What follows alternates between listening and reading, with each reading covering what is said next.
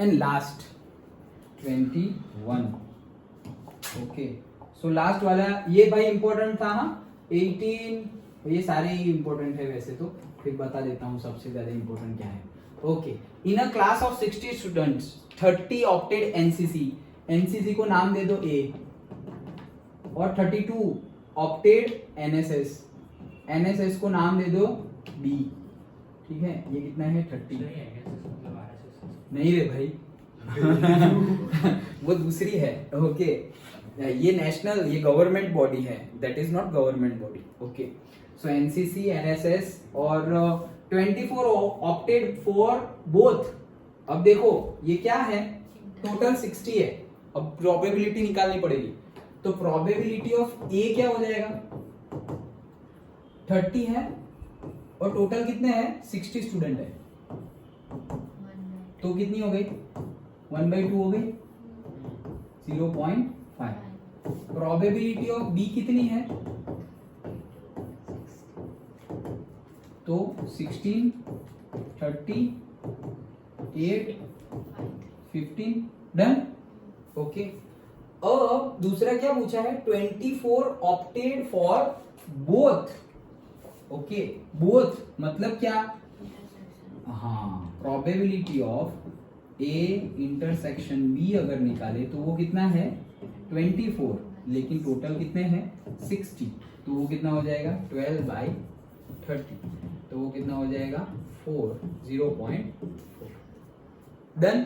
Okay, इतना given है। If one of the student is selected at random, find the probability. पहला अगर randomly select कर दे, the student opted for NCC और एनएसएस, क्या पूछा है, यूनियन पूछा है। So probability of A union B, तो कैसे निकालेंगे, probability of A plus probability of B minus probability of A intersection B. A पता है, बी पता है, इंटरसेक्शन पता है, मिल जाएगा। Second, the student has opted neither NCC nor NSS, क्या पूछा है, ए इंटरसेक्शन यूनियन पूछा है, A union NCC A union B का कंपोनेंट यूनियन में आएगा कॉम्प्लीमेंट। यस यस, हाँ। सो देखो ये हमारा ए है जो है एनसीसी मान लो, ये हमारा बी है जो है एनएसएस, और उन्होंने क्या बोला है कि ऑप्टेड नीदर दिस, दोनों में से एक भी नहीं, तो वो बाहर वाला हो जाएगा। तो वो कॉम्प्लीमेंट पूछा है, मतलब P of A union B करेंगे, उसके कॉम्प्लीमेंट पूछा है हमने। डन। अब वो कैसे फाइंड करेंगे, तो यहां से यूनियन तो मिल गया है ना, तो कॉम्प्लीमेंट तो 1 माइनस कर दो। डन, ये आंसर जो मिला 1 माइनस कर दोगे, आंसर मिल गया। समझ में आ रहा है ना? सारे फॉर्मूले एक साथ लगाओ। The student has opted NSS but not NCC, ये क्या पूछा है, एनएसएस मतलब हमने ये बी बोला है, वो तो बी तो है लेकिन एनसीसी नहीं है।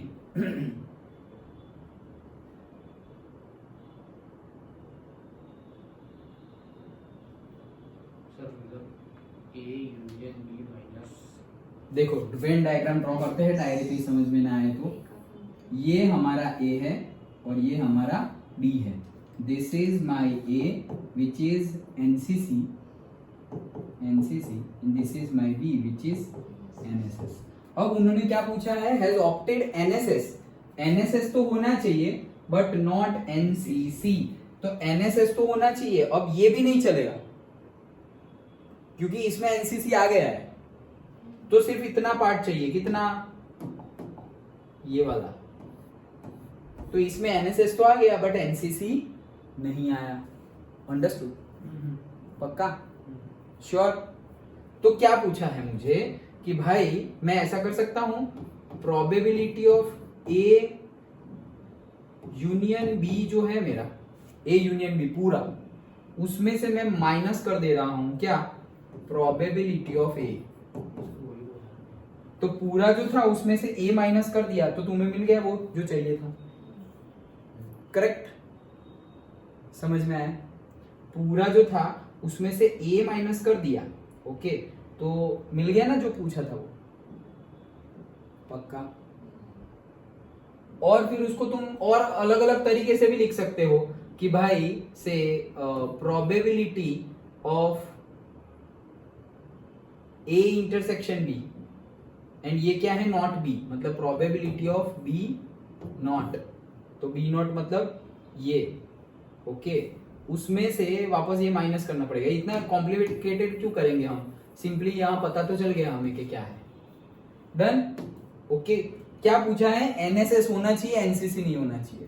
तो अगर एनएसएस होना चाहिए मतलब क्या है, ए यूनियन बी पहले निकाल लो, वो तो निकाला हुआ ही है, ओके, उसमें से सिर्फ ए इंटरसेक्शन बी माइनस कर दो, और ये ए अलग से माइनस करना पड़ेगा, तो इंटरसेक्शन माइनस करने की जरूरत नहीं है, डायरेक्टली क्या, ए यूनियन बी मतलब दोनों, उसमें से ये ए पार्ट निकाल दिया, कौन सा पार्ट, ए पार्ट निकाल दिया है, तो ए पार्ट क्या है, ये पूरा ए निकाल दिया, तो यही बचा ना, तो ए यूनियन बी वो जो निकाला हुआ है वो माइनस ए पता है, okay, so that is your answer, पक्का, श्योर। तो देखो लास्ट वाला भी इंपॉर्टेंट, क्या पूछा है वो, अंडरस्टूड, श्योर, ओके। तो यहाँ पे हमारे कंसेप्ट एंड एक्सरसाइज कंप्लीट होती है।